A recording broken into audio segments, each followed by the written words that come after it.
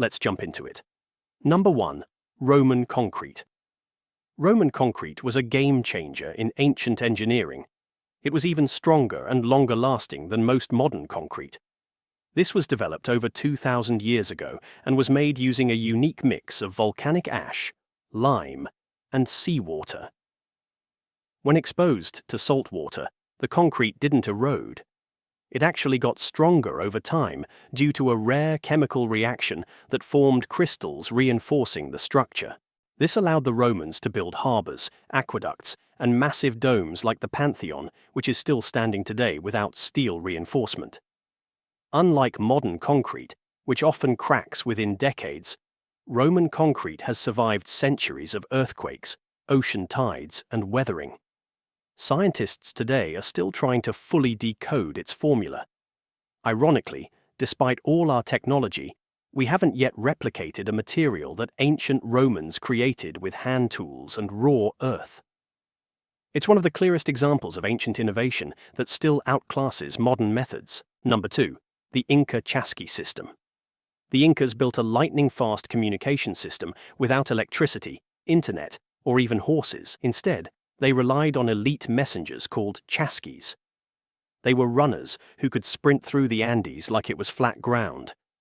These weren't casual joggers.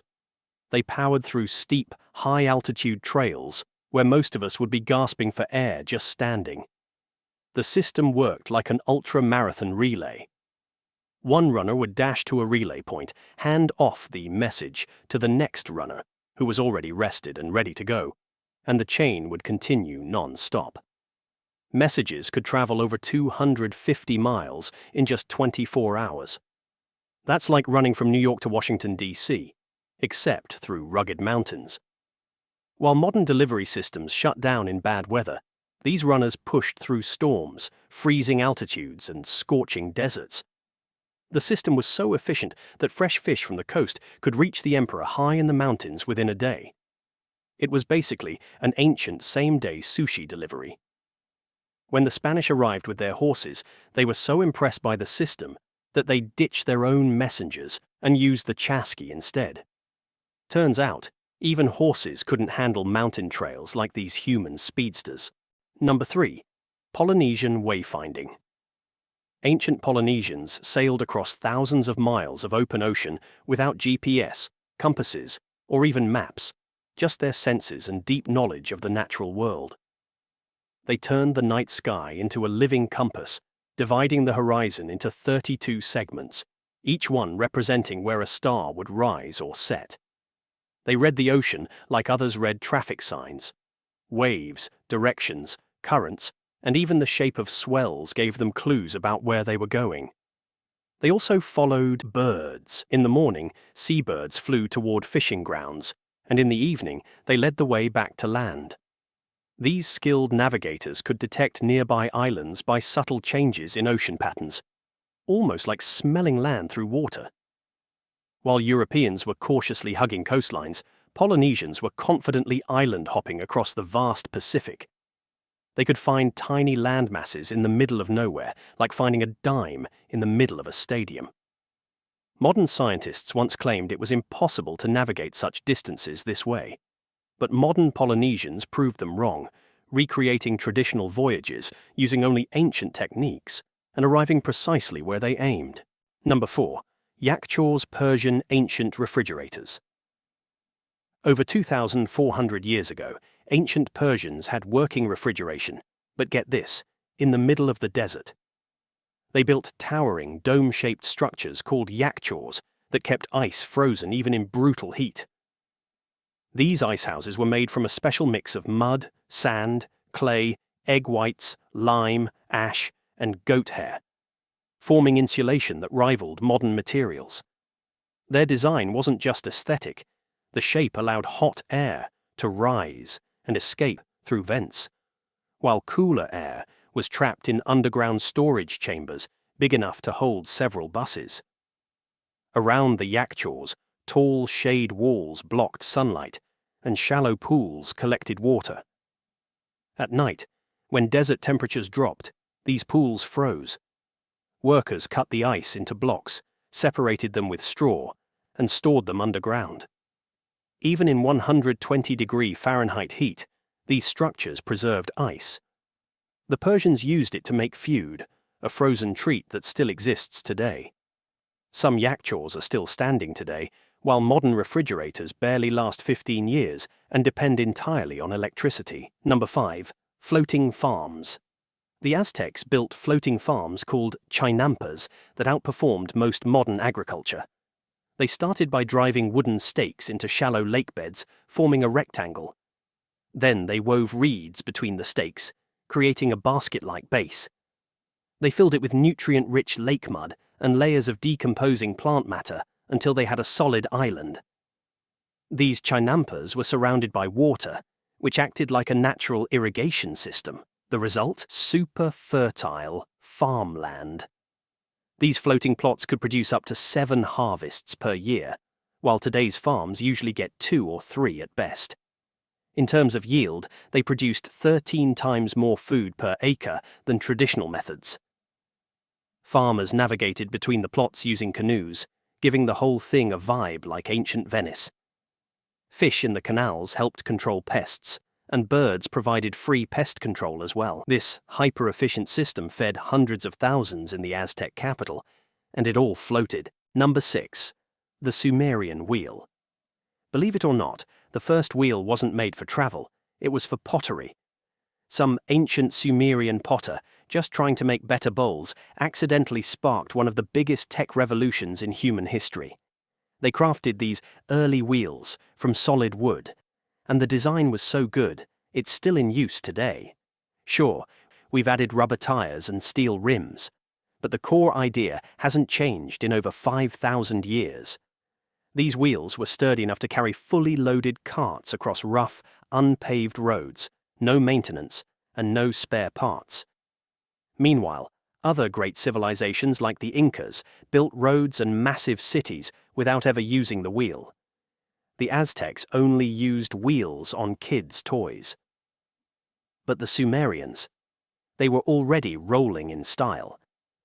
We've gone from chiseling stone tablets to swiping on touchscreens, but we're still riding on the same basic invention from when people thought the moon was a divine flashlight. Next time you're in a car, just remember, you're riding on ancient brilliance. Number 7.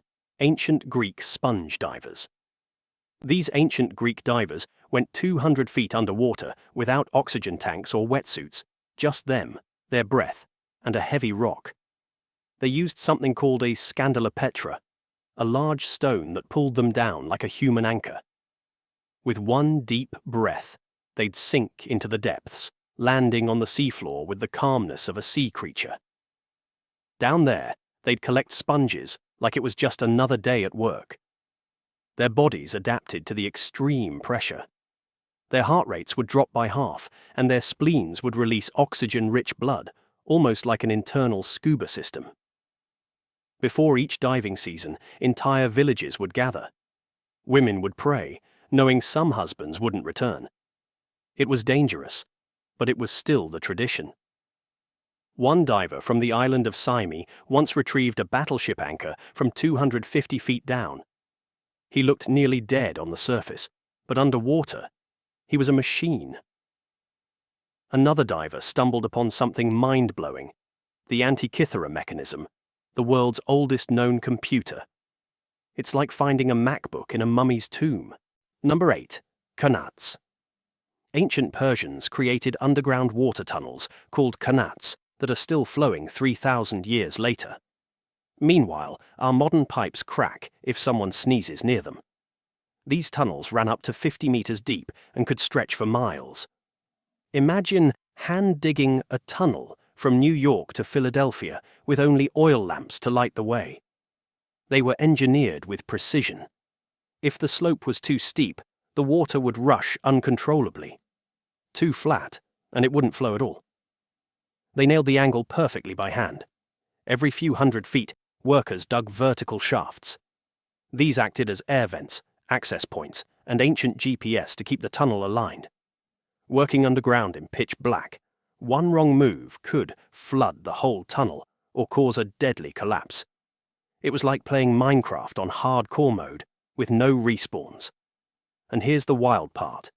The system regulates itself. When groundwater levels drop, the flow slows down. It's a gravity-powered smart water system that doesn't need updates, electricity, or repairs. Over 36,000 of these tunnels are still in use today, surviving earthquakes, empires, and time itself. Number 9. Trepanation. Thousands of years ago, doctors were drilling holes into skulls, and surprisingly, many of the patients lived. This procedure, called trepanation, involved cutting into the skull using nothing but stone tools. And yet, survival rates were shockingly high, between 50 and 90%. Different cultures used different techniques. Some would scrape away at the skull slowly with sharp stones. Others would carve a circle and pop out a bone plug, like opening a can. The advanced ones would drill a ring of tiny holes and connect them. Ancient dot-to-dot brain surgery. The Incas were masters of the craft. They could carve perfect square holes in human skulls using nothing but stone tools. Try doing that in wood, let alone bone. We know patients lived for years after surgery because their skulls show signs of healing. Some even had multiple holes done at different times. Today's brain surgeons use a tool called a trephine, which is basically the same thing. But now it takes years of training, a sterile room, and high-tech gear. Number 10. Ethiopia Tels, the first grain storage. In the highlands of ancient Ethiopia, communities developed an ingenious food preservation system known as tels, underground grain storage pits, designed to keep harvests fresh for years without electricity or chemicals. These pits were carefully dug into the earth and lined with natural materials to create airtight, moisture-resistant chambers. They used the insulating power of soil and smart design to maintain stable temperatures and protect against pests, mold, and spoilage. Ventilation was controlled through small openings that allowed airflow without letting in water or rodents. This system ensured food security during droughts or poor harvests, and it required zero modern technology. Even today, in some rural areas, tels are still used, and in humid regions, they outperform some modern silos. It's a perfect example of ancient, eco-friendly technology designed to work in harmony with nature. We'll leave it there for today. More of this coming soon, so do consider subscribing.